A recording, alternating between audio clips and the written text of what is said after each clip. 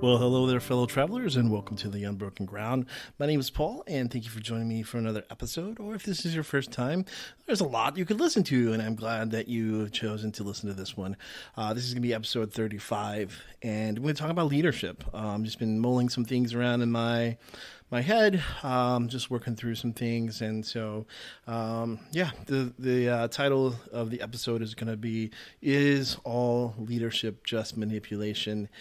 And just kind of talk through just some thoughts that I've been having, working through my own kind of style and seeing how leadership works, or how I want leadership to work, or how I hope leadership works, as well as that. So there we go. Leadership this week, and maybe for the next couple of weeks, just kind of talking through that concept. So thank you for joining me again. Always, if you have any comments, you can find me on Facebook at facebook.com/The Unbroken Ground. You can always email me at theunbrokenground@gmail.com, or you can find me on Instagram and Threads now at The Unbroken Ground. So thanks for checking this out, and I hope that you enjoy.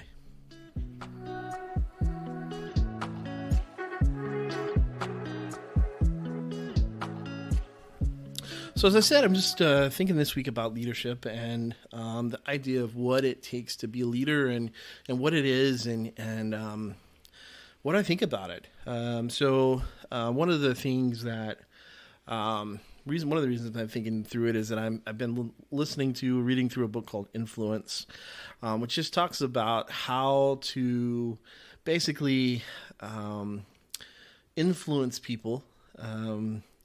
And get them to do what you want them to do, and how we are hardwired in certain ways to do that. And so those that can learn those ways, or learn those tricks or special ways to influence, can be more effective at it. And I think my question that comes from that, as I think through this idea of like, hey, here's some specific, particular, special ways that we know science has proven that you can influence people by using these techniques.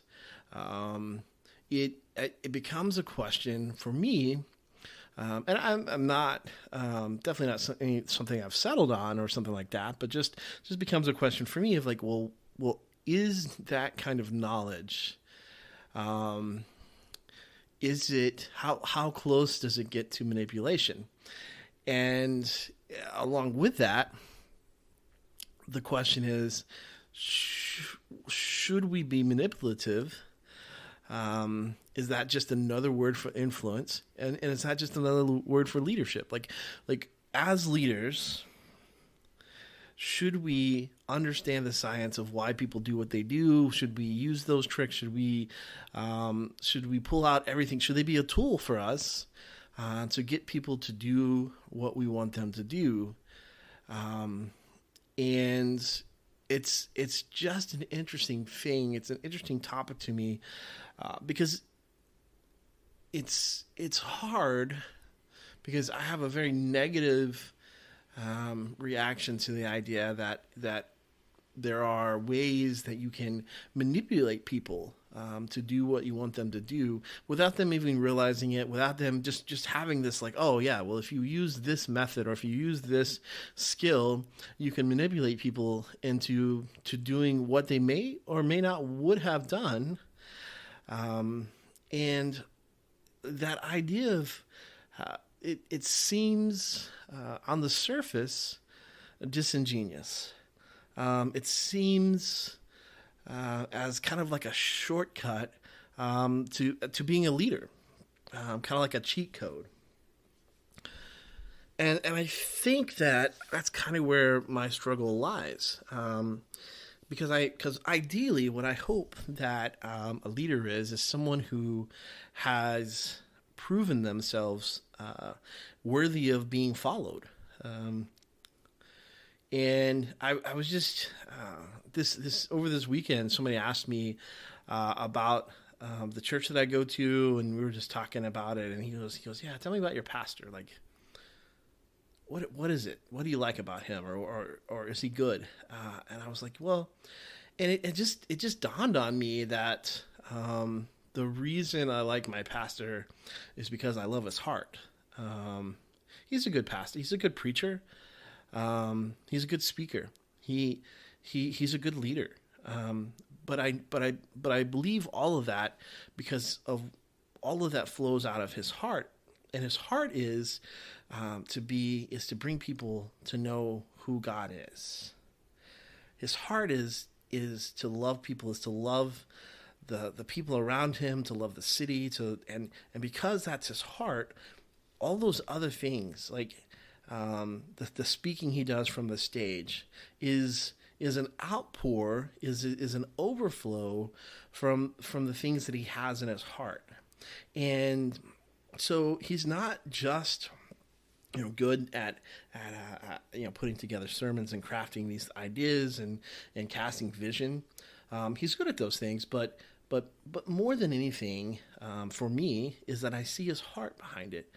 And I think that can be one of the most difficult things for pastors, because especially as you get into a larger congregation, if you get into bigger churches, it's harder for people to see your heart. And because in a lot of ways, you can't take shortcuts to show people your heart. You can't manipulate people into knowing your heart. You can't influence people into knowing your heart. And so you have to, it's time spent, it's time shared, it's seeing how this person reacts and how this person loves and how this person is, and not just from the stage or in a meeting or in an official capacity, but very much so in this idea of just who are they as a person, and who are they, and where's their heart? And I think, and so that's what I told this person that was asking me about. I said, it's his heart. That's what's so good, and that's why the way that he leads is good. It's not because he's a good speaker, it's because he's a good leader, but because he has a good heart. His heart is in the right place. His heart, where the leadership comes from, is good, and he has a firm foundation, a strong foundation, a strong understanding of his heart and God's heart, and he leads from that place. And so, but sometimes that's just such a very slow developing realization for people, and it can be lost. It can be. It's not guaranteed. Some people won't see it, and so there is this idea of okay, how do I get people to do what I want them to do? In this case, as a leader, as a manager, how do you get your employees to do what you want them to do? And you don't have any basically sticks. And so you guys, in case you don't know what that is, like there's carrots and there's sticks. And so the stick there's this idea of how do you get the donkey to go, right? You have a carrot that you put out in front of him, and the donkey's like, oh, that's a sweet reward. I want that carrot. And so you put it out, you hang out in front of them. And so they move because they're walking for the carrot. Or you have a stick and you have to, you beat the donkey because of the pain. You're like, look, you either do what I want you to do or there's pain involved. And those are that's kind of like the paradigm for a lot of leadership. Especially with authority, is this idea that if you have authority that's been granted to you by position, so you get to be manager, you get to be a director of something, you have authority that is granted to you just by the virtue of your position, you do have some of those things at your disposal. So, for example, if you're a manager and you're managing your employees, you can say, look, you will do these things or you won't work here anymore. And which is in the secular world especially, that's something that very much happens all the time. A manager says, you follow these steps, you do these things, or you get fired. And so then the employee has a choice. They can either do what they're told and do that, or they can get fired, or they quit, and so that's a very like stick driven kind of relationship. And that becomes a little bit harder when you start talking about ministry, because ministry does not like to work in the same kind of stark relationships. We don't like the sticks, and I'm not that we should, not that we should be like, look, I have authority, and you will listen to my authority, and you will follow me just because I have this position, and if you don't, you get fired. Sometimes that does happen in ministry, but a lot of times we don't want to, because it doesn't really reflect. We think, I would say, I'll come out and say that as I sit right now, and then how my understanding, it doesn't reflect a good leader. It doesn't reflect a good leader who only has authority because of the position that's been given to them. And so in order to enforce that authority, they only have the sticks. They only have the pain. They're like, you do what I want or I'll inflict pain upon you. And that could be emotional pain. That's, we generally don't have physical pain in jobs that adults are working in, but it's emotional pain, financial pain, psychological pain. You will do what I say, or there will be consequences. There's pain, and so that's how they use their authority and their influence to do that. On the other side, there's the idea that you have the carrot, and so you say, look, hey, if you do these things, then you get a bonus, you get more money, you'll get a raise, you'll get a promotion. Like if you do the things that I say, then there are good things that you get. And again, that works a lot in the secular world, because it's like, hey, look, if you do these things, you get more money. And if your motivation is to get more money, then you're like, yeah, tell me how to get more money. And then, wow, I'll get more money. I'll do the things you want me to do. And so that's another way to use authority, to use influence, is to do that. But again, ministry, that becomes hard because we're not just sitting around with lots of extra money to hand out.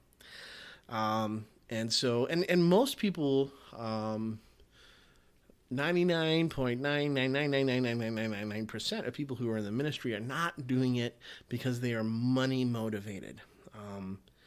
There are people who are money motivated that are just like, yeah, I will be the best salesperson because I want to make the most amount of money, and they're motivated by that idea of making money. But when you move into ministry, there's a lot of people who are not motivated by that they just like. I mean, I'm in ministry, and I would say I would never turn down more money. Like if you're like, hey, we want to pay you more, I'd be like, no, thank you. No, I wouldn't do that. But I also am going to work just as hard whether you pay me more or pay me less. You're not going to change the level of work that I'll give based on money, because my money is not my motivator. And so again, in ministry, it can be hard because you don't necessarily have those sweet influences, those carrots that allow you to influence people. And so you're like, all right, well, how do I influence people? Or how do I lead people? And so there's ideas that I'm thinking about or thinking through, is this idea of influence, which is that you use your relational intelligence, your relational currency, to get people to do the things you want them to do. And the struggle that as I was saying earlier, that I come back to, is that there are some psychological tricks. There are some human behaviors. There's some learned things that we know that science has discovered to say, hey, if you do this, people will be more willing to do what you want them to do. If you say this thing, if you use these words. And I think that where I sit now, and I have not finished learning about all of this, and so maybe I should hold off my opinion until the very end. But where I sit now is that I just worry that we're too willing to take shortcuts to get people to do what we want them to, and we're not willing to put in the relational work that we need to, and the care that it takes to get people to do the things we want them to do. The time it takes to explain why, and for them to catch a vision, to catch a heart. Well, a lot of times, as leaders, we've already decided that we've made the decision on all the things, or the way things are going to go, or the change that's going to happen, and because we have already worked our way through that, we have to remember that the people who are on the other side are not, and this goes back to, and this I'm gonna veer way off topic here, or a little bit of a different course here, which is not unusual for me, but still, you go back into the cycle of change. So if you look at leadership, and especially if we talk about like church change, but anything, what happens is that leaders go first, and they look into all the things that need to change, and they grieve the loss of the way that it was, and then they take the breath, and they take the plunge of change, and it's kind of like a roller coaster. And so what happens is that leaders go up through, they've already worked through all the what ifs, they've already worked through the questions, and now they are down the other side, and they're like, hey, we're going to make this change, but all the people they're leading haven't crossed through all the same questions, emotions to get to the side where they're ready to change. And so leaders a lot of times feel slighted, or feel that people rebel against them because they have already emotionally gone through and they're ready for the change, and there are people that are not. And so those people are pumping the brakes and going like, hold on, we need to look at this. And that's not necessarily wrong. Sometimes that the people are right to say, hey, we need to take a second look. We need to hold on. We need to wait. We need to pause, and we need to ask some more questions about this. See, I need a little bit more information before I'm ready to cross the curve of moving from the way it was to the way it will be. And as leaders, we have to understand that. We have to understand that just because we have already gone through the grieving process of losing the way that it was, and the changes that had to be made, and we've settled on our hearts the decision to move forward with this change, that we are far out in front of most of the rest of the people, especially in our congregations, in the places that we work, and when we don't realize that. That's when we become. That's when things like rebellion happens. People. When you leave people behind, and you don't come back to lead them through the change, you just go, yeah, that's the way it's going to be. And if anybody has any questions, then how dare you to question my authority? How dare you? And spiritual leaders can do even worse. They can do even more damage because they can be like, well, this is what God says. This is what God has told me. This is where God's leading me, which is great. But be the good shepherd.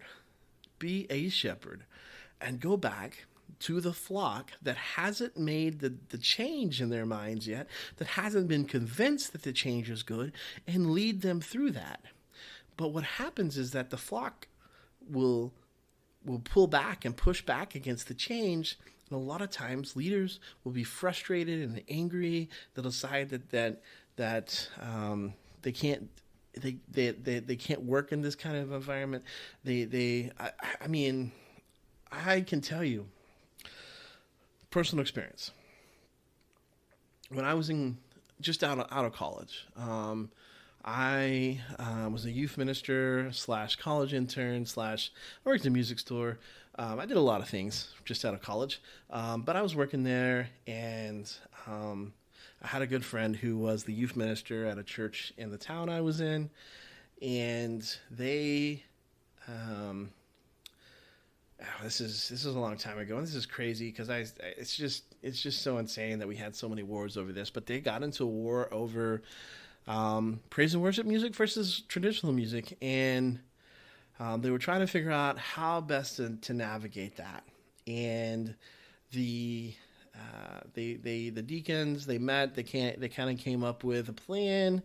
They worked through that. They were moving forward, and they were going to vote on it. And so the pastor basically got up one Sunday morning and said, "Hey, I don't like loud music. I don't like this praise and worship music. So if you vote for this loud music, this praise and worship music, you're voting against your pastor. You are splitting the church because I will not have it." And he sent that. I said that, and he sent out a letter just reinforcing that, and it split the church. As a leader, he was not willing to change. So at this point, it was the leader who wasn't willing to change. He wasn't even willing. He basically said, "Look, you either all vote with me at 100%, or I am just going to resign." And he did for a bit, and then of course the deacons came back and were like, "Hey, we don't really want you to resign," but it split the church basically, and it was just a reminder of it's something to look back on and think about. How is that glorifying to God? Like, how is that argument over what kind of music they were going to have? How is that affecting whether or not they're reaching people? It became solely a ego-driven decision where the pastor was like, "I'm your pastor, you will do what I say, or I won't be your pastor anymore." Which is, spiritual abuse. Like, pastors should be praying and seeking and should be following God, and God should be leading them in places. But they're not perfect. They're not immune to being wrong. Now, he may have said, there's so many other ways he could have approached it, but he basically just was like, "Look, if you vote against me, then you're wrong, and I don't want to be your pastor." And that's just no way to be a leader. There's just no way to be a leader.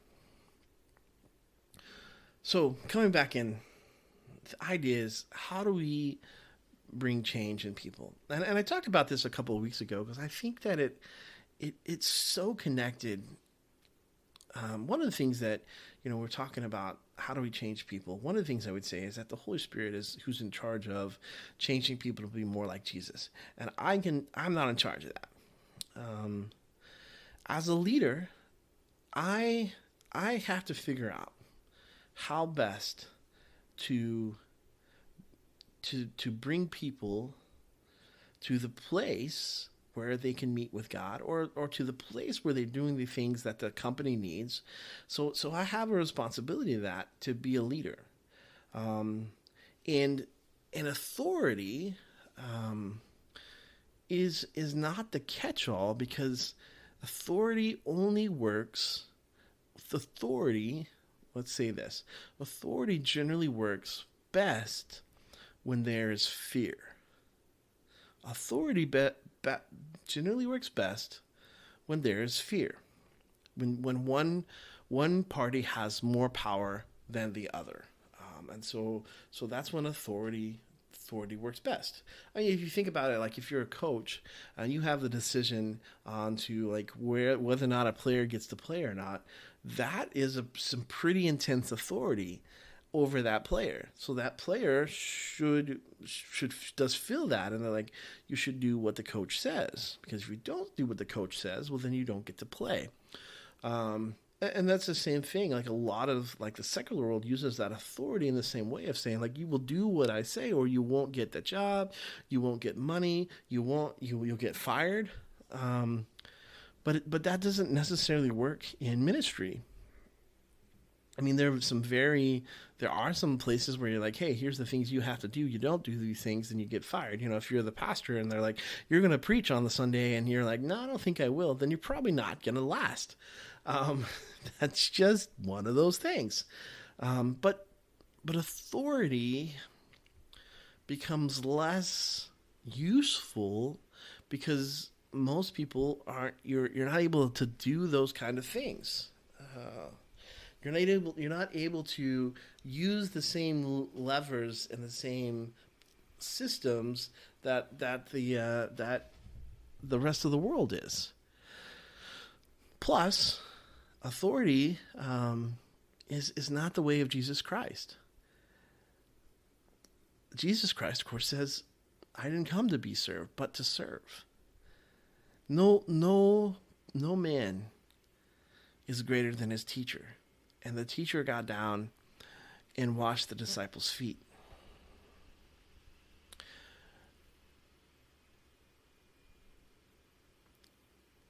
If we're going to be servant leaders like Jesus, then we do have to figure out what that looks like. And we do have to figure out how that works. And I think that the struggle with servant leadership is that it takes time and it takes vulnerability to let people learn who you are, to know that you care for people, that you hope for people, that you want to see them succeed. And I'm hesitant, as that I want to be a servant leader. I'm hesitant to learn anything that feels like manipulation, that feels like a shortcut to that relationship. I don't know that it's wrong. I think it's kind of this like age old struggle. Is a tool. Knowledge is really not good or evil. A tool is not really good or evil, but it's how we use it. And I think that I guess as I think more through it, as I continue to think through it, I begin to just ask that question, like, is leadership manipulation? Is all leadership manipulation? Like, are our leaders just working to get people to do something that they don't want to do? Or are they, or to get to a place that they do want to do it, but they just don't even know it yet? So like, there is this question of like, there's a negative connotation to manipulating people. I think you have to at least very seriously consider the idea that there is a line that you should not cross as a leader in manipulation. And I think that it is wise to consider things like cult leaders, or other leaders who use these specific techniques to get people to do what they want them to do, but their intentions are not good. And we have to be careful of that. And I think that in the end, leadership just simply comes back to the heart. And you can learn as many influential tactics or manipulation tactics. You can even have a very evil heart, and people will follow you, especially if you're telling them what they want to hear. And people will even do terrible things underneath your leadership.